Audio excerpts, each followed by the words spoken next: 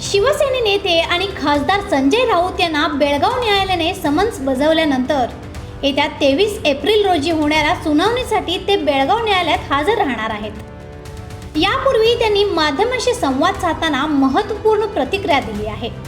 महाराष्ट्राने कर्नाटक सरकारकडे दाखल खटले मागे घेण्याची विनंती करावी असे वक्तव्य संजय राऊत यांनी केले आहे। बेळगाव सीमा विभागातील मराठी बांधवांवर होत असलेले अन्याय आणि अत्याचाराविरोधात आवाज उठवण्यासाठी आम्ही तिथे जात आहोत। त्यामुळे महाराष्ट्रातील नेत्यांवर दाखल करण्यात आलेले खटले मागे घ्यावेत अशी मागणी त्यांनी व्यक्त केली आहे। संबंधित खटले हे त्याच संदर्भातील असल्याने ते मागे घेणे आवश्यक आहे असे मतही त्यांनी स्पष्ट केले आहे। दरम्यान देशात सुरू असलेल्या विधानसभा निवडणुकीबाबत निवडणूक आयोगाच्या भूमिकेवरही त्यांनी टीका केली आहे। बघा, बेळगावमध्ये आम्ही अनेकदा आंदोलनं केलेली आहेत आणि त्या संदर्भातले खटले चालू असतात।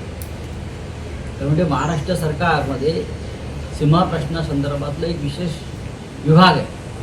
आपल्याला माहीत असेल कधी काळी एकनाथ शिंदे त्या खात्याचे मंत्री होते किंवा आजही असते, पण एकही मंत्री त्या संदर्भात कधी बेळगावात जाऊन तिकडल्या मराठी माणसांची काय अवस्था आहे पाहिलं का? अजिबात नाही। आमच्या खटले चालतो, आम्ही जातो।